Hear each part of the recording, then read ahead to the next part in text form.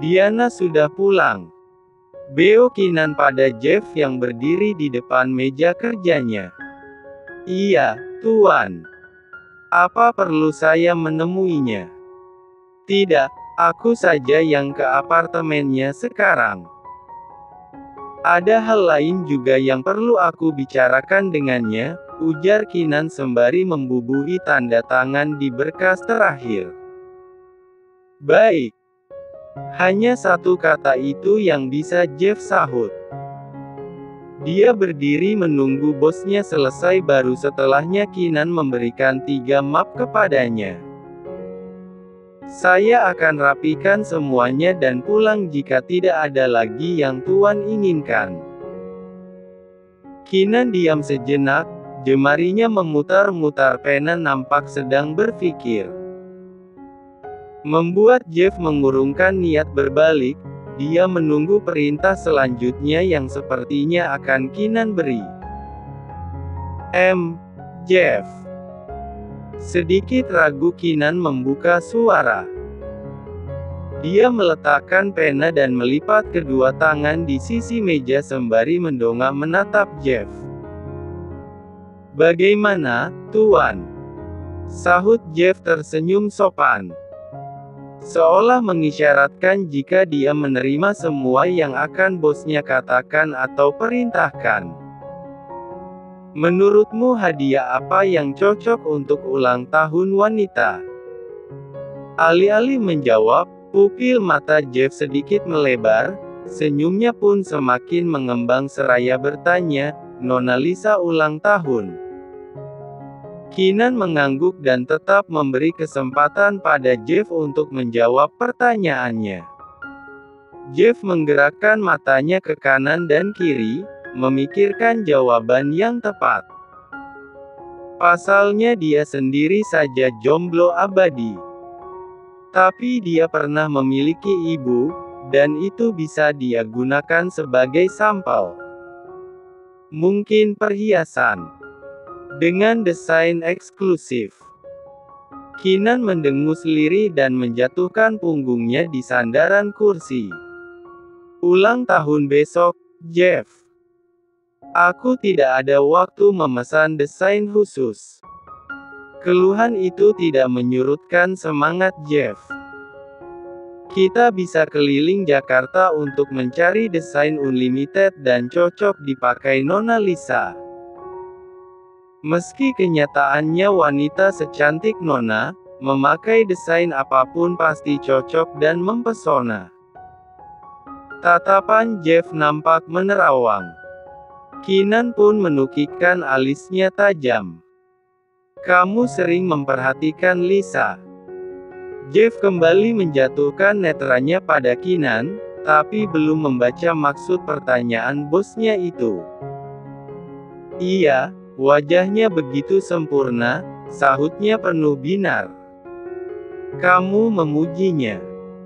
Kali ini Kinan membulatkan mata dan menaikkan intonasi bicaranya.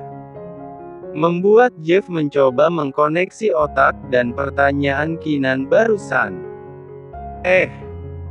Kamu tertarik padanya? Imbu Kinan terdengar semacam tuduhan macam-macam.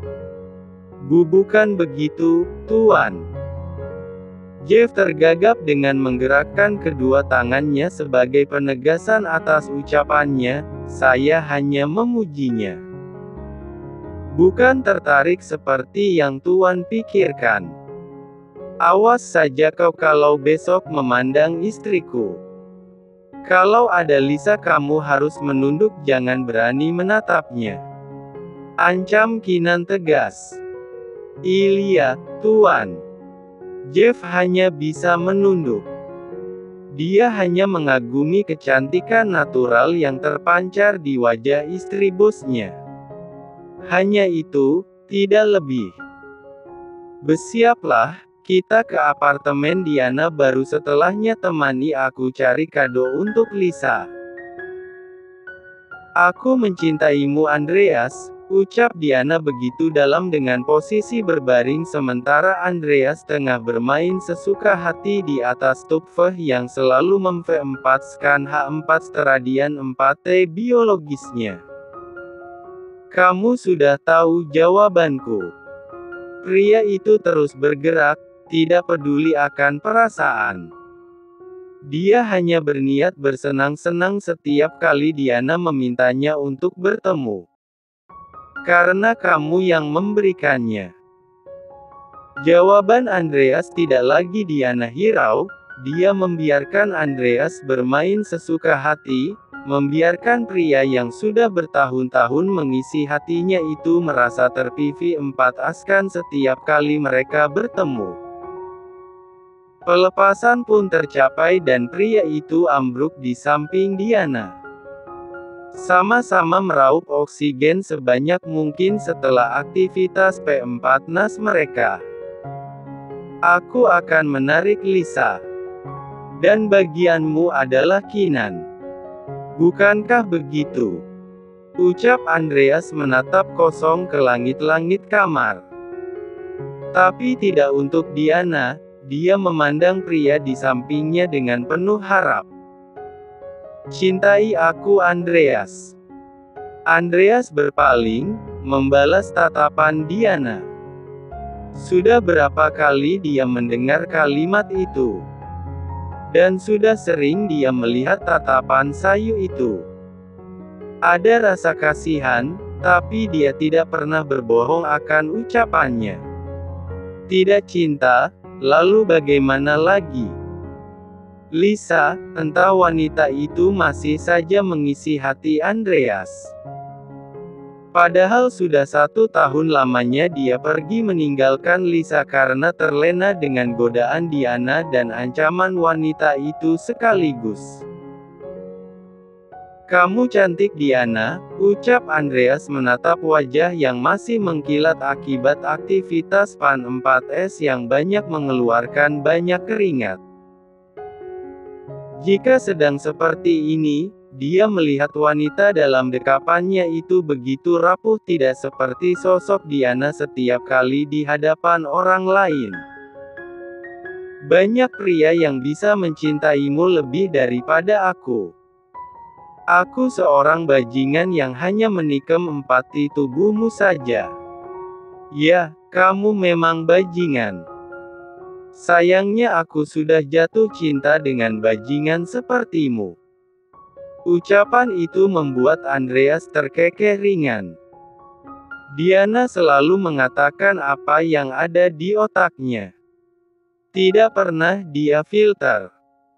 Hingga sebuah bel apartemen berbunyi membuat tawa yang saing menyahut seketika teredam. Siapa?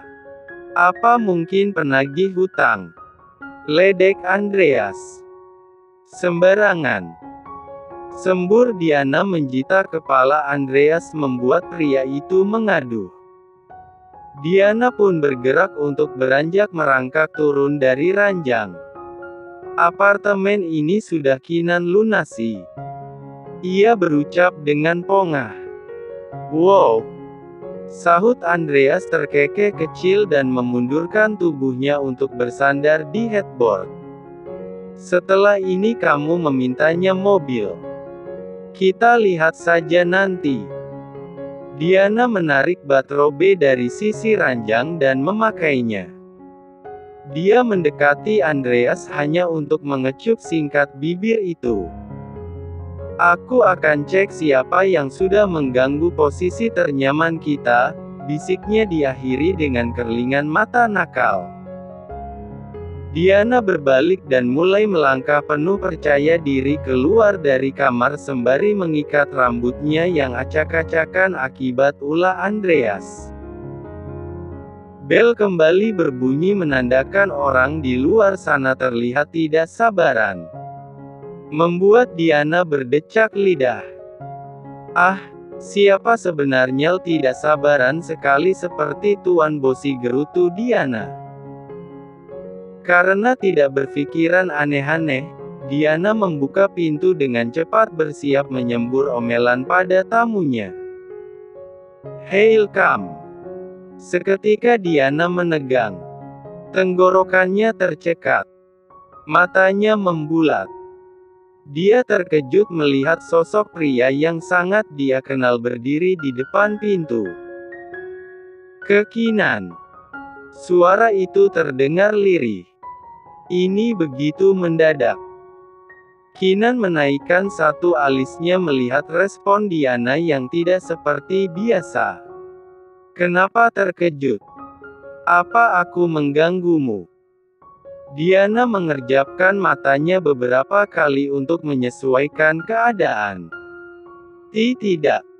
Masuklah, ujar Diana tersenyum kaku lalu menarik tangan Kinan untuk masuk. Tumben mendatangi apartemenku. Biasanya kamu menunggu di bawah. Diana memilih duduk di sofa single dan membiarkan Kinan sedikit berjauhan dengannya. Bagaimanapun dia takut hidung mancung Kinan bisa merasakan aroma pria di tubuhnya. Aku sudah menelponmu tapi tidak juga kamu angkat.